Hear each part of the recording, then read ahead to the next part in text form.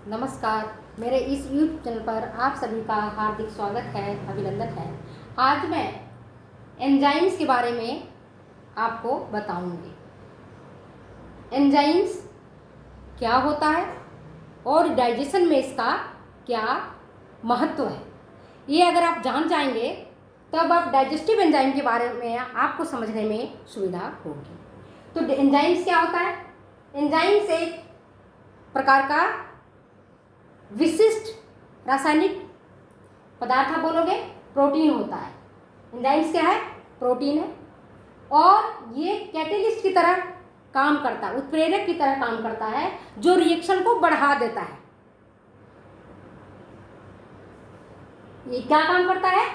ये कैटेलिस्ट की तरह काम करता है जो रिएक्शन को बढ़ा देता है। और कितना बढ़ाता है? जितना इसका वजन इसका है, जितना अपने वजन से ये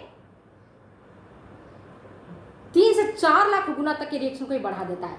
तो एंजाइम समझ लो कि कितना हमारे भोजन के पाचन के लिए महत्वपूर्ण है। और जब ये रिएक्शन को बढ़ाता है तो क्या एंजाइम खत्म हो जाता है? नहीं। क्या होता है? एंजाइम वो वैसे के वैसे रहता है। हाँ, कुछ हद तक थोड़ी मात्रा में एंजाइम जो है आपका वो नष्ट भी होता है, खत्म भी होता है, लेकिन उसका पुनः सिंथेसिस हो जाता है। ठीक है। तो ये अब हमने क्या देखा? एंजाइम्स क्या है? एक प्रकार का प्रोटीन है, कैटेलिस्ट की तरह काम करता है, उत्प्रेरक की तरह काम करता है जो रिएक्शन को बढ़ा देता है, और ये अपने वजन से जितना इसका वेट है उससे 3 से 4 लाख गुना तक के रिएक्शन को बढ़ा देता है। एंजाइम में अगर प्रोटीन मॉलिक्यूल जुड़ा हुआ हो तो उसको हम एपोएंजाइम कहते हैं। ये सब जो मैं बता रही हूँ आपको कैरेक्टरिस्टिक्स ऑफ एंजाइम है। प्रोटीन मॉलिक्यूल अगर जुड़ा होता है तो एपोएंजाइम कहलाता है। और जो एपोएंजाइम होता है वो इनएक्टिव, जब ये इनएक्टिव फॉर्म में होता है एंजाइम, सक्रिय फॉर्म में नहीं होता है। जैसे पैंक्रियाज से जो हार्मोन, पैंक्रियाज से जो हार्मोन निकलता है वो सक्रिय फॉर्म में नहीं रहता है। अगर सक्रिय फॉर्म में उसके अंदर रहेगा तो पैंक्रियाज को ये डैमेज कर देगा, लेकिन सक्रिय फॉर्म में नहीं रहता है। और ट्रिप्सिनोजन, जैसे इसका एग्जाम्पल है आपका ट्रिप्सिनोजन। तो ट्रिप्सिनोजन इनएक्टिव एंजाइम है जो दूसरे जब एंजाइम उस पर वर्क करेंगे तब ये एक्टिव हो जाएगा और ट्रिप्सिन बनाएगा। तो उस जो एंजाइम इनएक्टिव फॉर्म में रहता है उसको हम एपोएंजाइम कहते हैं या प्रोएंजाइम कहते हैं। एपोएंजाइम कहते हैं या प्रोएंजाइम कहते हैं। अच्छा, इसके बाद एंजाइम्स को कई बार एक्टिव होने के लिए कोफैक्टर की जरूरत होती है। जब एंजाइम्स में कोई मिनरल्स जुड़ जाता है, जैसे जिंक या आयरन, या उसमें कोई और ऑर्गेनिक मॉलिक्यूल भी जुड़ जाता है। इसके बाद देखोगे तो एंजाइम्स सुटेबल अल्कलाइन मीडियम में और सुटेबल अम्लीय माध्यम में काम करता है। ज़्यादा एसिडिक होगा तो एंजाइम इनएक्टिव हो जाएगा, ज़्यादा क्षारीय होगा तो भी एंजाइम इनएक्टिव हो जाएगा। तो इसके लिए जो एंजाइम्स है वो आपका सुटेबल होना चाहिए। उसके लिए माध्यम चाहे वो एसिडिक हो या अल्कलाइन हो, तो दोनों स्थितियों में अगर ज़्यादा एसिडिक होगा, ज़्यादा अम्लीय होगा तो पर भी एंजाइम वर्क नहीं करेगा, और जब ज़्यादा अल्कलाइन होगा, ज़्यादा क्षारीय होगा तो भी आपका एंजाइम काम नहीं करेगा। इसी तरह से टेम्परेचर पर भी एंजाइम्स का जो वर्क है, इसका फंक्शन है एंजाइम का, वो डिपेंड करेगा।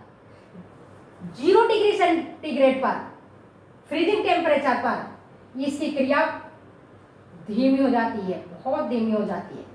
और 100 डिग्री सी पर भी ये इनएक्टिव हो जाता है, प्रोटीन डीनेचर्ड हो जाता है। क्योंकि अभी आपको पता है कि एंजाइम क्या है? एक प्रकार का प्रोटीन है, एक प्रकार का रासायनिक पदार्थ है जो हमारे भोजन को पचाने में काम आता है।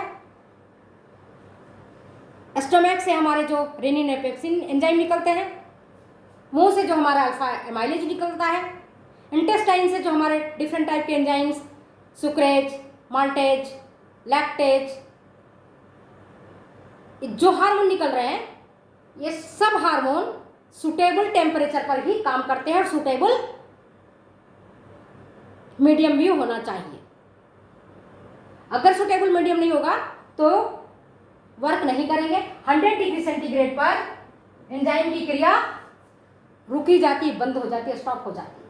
इसीलिए कहा जाता है, इंपॉर्टेंट क्वेश्चन बता रही हूं, इसीलिए कहा जाता है कि ठंडा भोजन ज्यादा मत खाइए। क्यों कहा जाता है ठंडा भोजन मत खाइए? क्योंकि 0 डिग्री सेंटीग्रेड पर इसकी क्रिया रुक जाती है और पाचन की क्रिया धीमी हो जाती है। तो फ्रिज का ठंडा भोजन जो हम निकालते हैं उसको तत्काल हमको नहीं खाना चाहिए। इसका पीछे यही रीजन है। और 100 डिग्री सेंटीग्रेड पर जो एंजाइम है आपका, वह काम नहीं करता है, रुक जाता है, इनएक्टिव हो जाता है। अब देखते हो फंक्शन क्या है एंजाइम का, क्या क्या काम करता है एंजाइम, इसके क्या कार्य है, फंक्शन क्या है एंजाइम का। तो ये देखिएगा, एक इसका फंक्शन है हाइड्रोलिसिस का। तो जो हार्मोन हाइड्रोलिसिस क्रिया में भाग लेता है उस एंजाइम को हम कहते हैं हाइड्रोलेज। अभी मैंने आपको बता रही हूं, एंजाइम जो होता है, एंजाइम के लास्ट में कैसे पहचानोगे आसानी से, एज लगा हुआ रहता है। एज, ये ASE, ये इसके लगे होते हैं। जैसे सुक्रेज, एज लगा हुआ है। माल्टेज, एज लगा हुआ है।